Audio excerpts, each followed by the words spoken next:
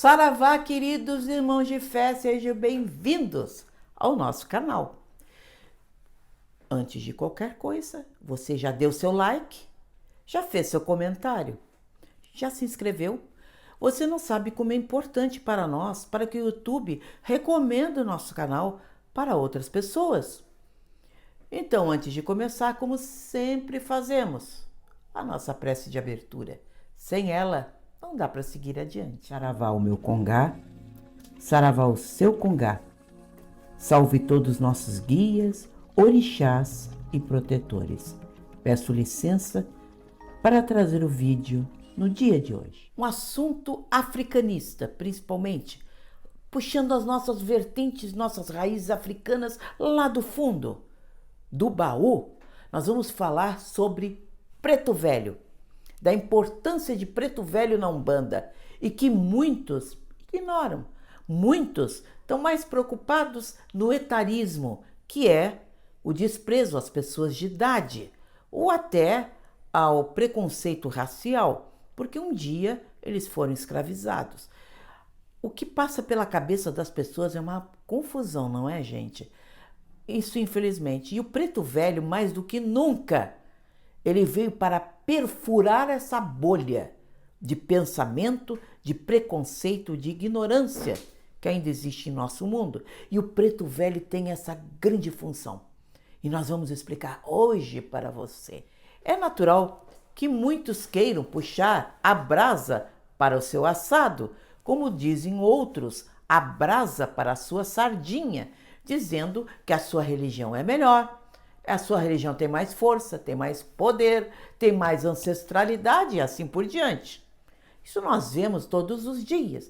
Certa vez eu escutei, vejam só, que outra religião era a faculdade e que a Umbanda era o jardim de infância. Eu escutei esse tipo de coisa. Se você se barbarizou, se você se assustou agora, eu também. Gente, vamos conversar sobre isso. Vamos explicar que não é bem assim. Começo de conversa. Jesus criou uma religião? Não. Jesus não criou uma religião. Jesus criou uma doutrina, um fundamento que, se você seguisse, você ia encontrar sua paz espiritual e sua evolução. Foi isso que ele ensinou. E ele ensinou uma coisa muito importante que está em Mateus, capítulo 18, versículo 20, onde diz: porque onde estiverem 2 ou 3 reunidos em meu nome, aí estou eu no meio deles. Você viu bem? Onde houvesse 2 pessoas ou mais reunidas em prece, pedindo proteção espiritual e chamando o nome do Cristo, ele estaria no meio. Isso é uma das formas mais interessantes, mais importantes, para exemplificar para as pessoas que não há necessidade de muitos ou se achando muito pouco para achar que a presença do Cristo, as energias espirituais superiores não estejam conosco, não é verdade? Pois é, mas muitas pessoas pensam assim, ou menosprezam o seu próprio trabalho, o que não deveria acontecer. Certa vez também nós conversando com um grande babalorixá, ele estava explicando sobre a sua ancestralidade. É natural, também somos fascinados pelo estudo da africanidade. O candomblé e os cultos de nação trazem uma bagagem cultural de preservação absurda, fabulosa, que é, na verdade, uma lição para todos nós e um aprendizado diário para quem a estuda. Nós temos um grande amor pela africanidade e pelos estudos africanos. Mas ele falava muito sobre isso, da importância de sua religião. E nós dissemos para ele: mas você já reparou na Umbanda o que ela tem e o que ela faz? E ele se surpreendeu. E é sobre isso que nós vamos falar hoje. Muitos esquecem, com o tempo, que nós, antes de chegar aqui nesse momento, tivemos inumeráveis vidas nas mais diferentes populações, civilizações e condições.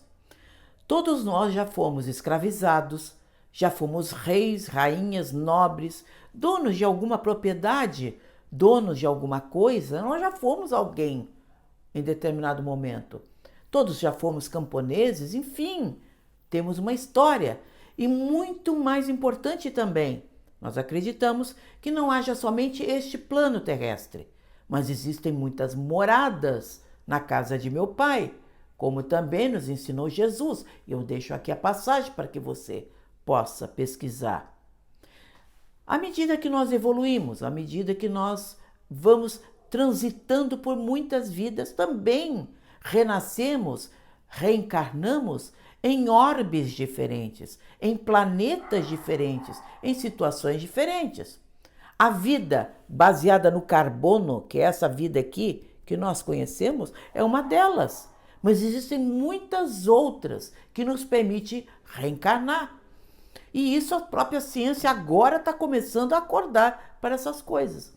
E muitos cientistas nesse momento estão teorizando, estão tentando entender ou criar uma explicação para essas possibilidades de haver realmente outros mundos além do nosso.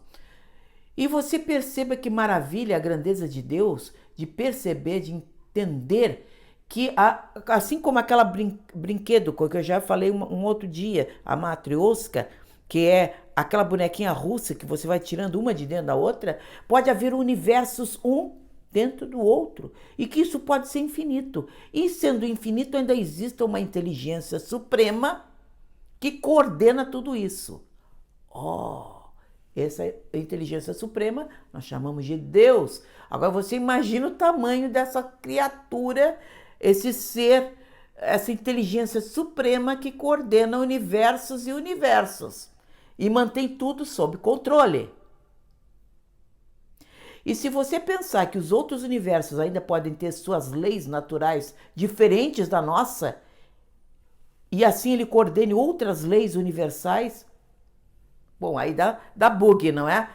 Bom, fechou aqui, deu bug total no cérebro de todo mundo. No meu também dá. Mas existe essa energia suprema que nós chamamos de Deus, o nome que quiser chamar, que coordena a perfeição que isso é em todo o universo. Bom, nós estamos falando aqui da Umbanda. E o que isso tem a ver com Umbanda? Muito! Nós estamos falando das muitas reencarnações que tivemos em mundos, em universos diferentes. Quem sabe, talvez. Ninguém pode nos afirmar, mas de fato tivemos. Para chegar até aqui e ter o conhecimento que nós temos hoje sobre as coisas, precisamos muito chão. Desde a amebinha, desde a pequena ameba, aquela que a gente vê no microscópio, no laboratório, até chegar a esse ser pensante aqui, gente, teve muita estrada pela frente. Estradas que se perdem, quase no número infinitesimal por aí. E nessa caminhada, nós encontramos nossos pretos velhos, que nós costumamos desprezar. Quando ele vem com aquela forma tão humilde, curvado, apresentando às vezes algum tipo de dificuldade física, sentada num banquinho de olhos baixos, a gente não tem ideia do que está ali sentado. Ali foi uma entidade que já trilhou todos os caminhos possíveis e imagináveis. E lembramos que o preto velho são as entidades mais velhas, são idosos, são vistos assim pelos Exus, pelos caboclos. Idoso, velho, na espiritualidade significa sábio. Um preto velho é, provavelmente, muitas vezes, as entidades mais sábias, com mais experiência, até com mais luz que temos dentro da Umbanda. Não necessariamente nessa ordem, não necessariamente é assim, mas nós precisamos considerar isto, uma possibilidade, que ali esteja a entidade mais iluminada naquele momento, sentada naquele banquinho humilde naquele canto de terreiro.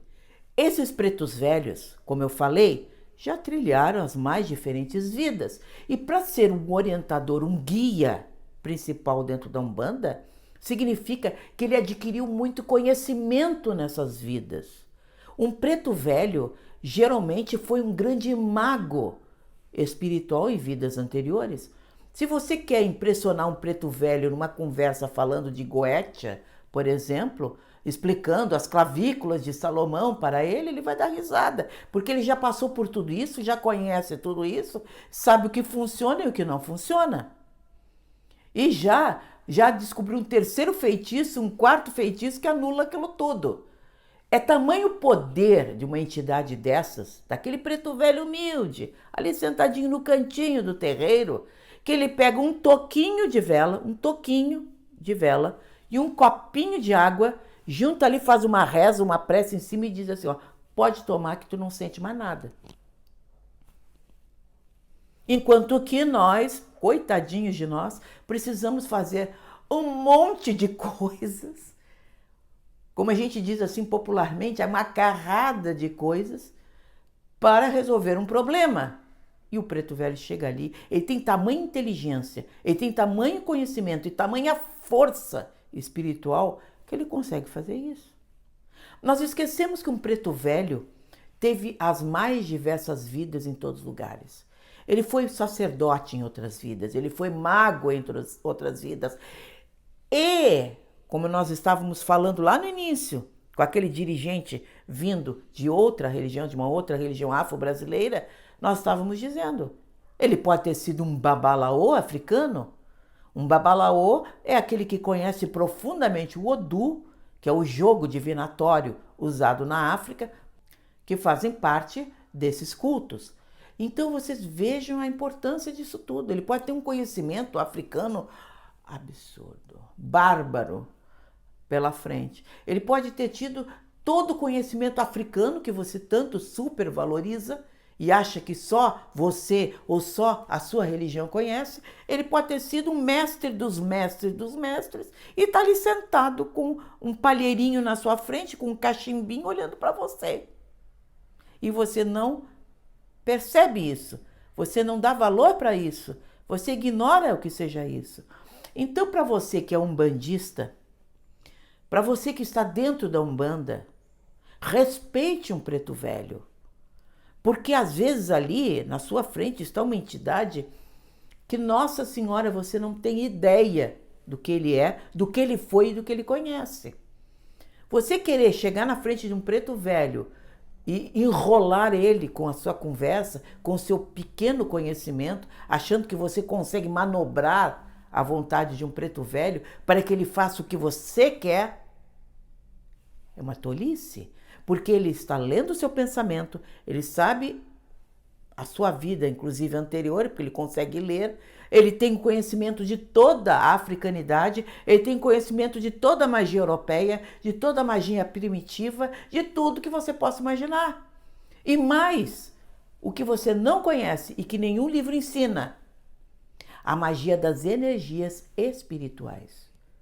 Que não existe livro ainda que ensine como manipular essas energias espirituais, que para eles isso aí não é nada. Isso aí é corriqueiro, é do dia a dia. Veja a sabedoria de um preto velho sentado na sua frente, da nossa ancestralidade. E você vai entender também por que o africano, aquele que é africano, ou descendente de africanos, valoriza tanto a ancestralidade. Porque um preto velho, um ancestral, ele é o Google do plano espiritual. O que é o Google? O Google não é aquilo que você consulta tudo e sabe tudo? Um preto velho é o grande Google do plano espiritual. Ele sabe tudo, ele sabe sobre tudo, ele conhece tudo. E muitas vezes é aquele que os espíritos superiores vão até ele para perguntar para ele, para consultar o que devem fazer, porque um preto velho sabe. Então nós temos que valorizar as nossas entidades. Nós temos que aprender a valorizar e dar valor para a nossa Umbanda. Para sair, muitas vezes, que eu sempre estou dizendo, nós brasileiros, nós temos um grande problema. Ela sempre nos faz ser humildes e pensar para baixo. Na Umbanda a humildade é importante, mas isso não significa que nós temos que desprezar a nossa religião, os guias que vão nela e todo o fundamento histórico, todo o fundamento deixado por esses grandes espíritos como uma grande herança para que nós pudéssemos receber e as gerações futuras. Respeitemos os pretos velhos, respeitemos os antigos, respeitemos a ancestralidade. E quando alguém de outra religião chegar até você e querer supervalorizar a sua religião em detrimento da nossa, nós podemos explicar: olha, respeito muito, a sua religião é magnífica, você realmente resgata muitas coisas importantes, mas nós estamos fazendo Umbanda. E a Umbanda, para mim, é a coisa mais maravilhosa que existe. Porque tudo que você sabe, o meu pretinho velho lá sentado no terreiro e com seu palheirinho, ele sabe também. Pense, reflita sobre isso. E eu tenho certeza que você vai, depois desse vídeo, repensar muita coisa e dar valor para a religião maravilhosa que você encontrou. Agora nós vamos para o nosso querido, amado Minuto Mandinga, onde nós falamos das ervas, o nosso principal axé na Umbanda.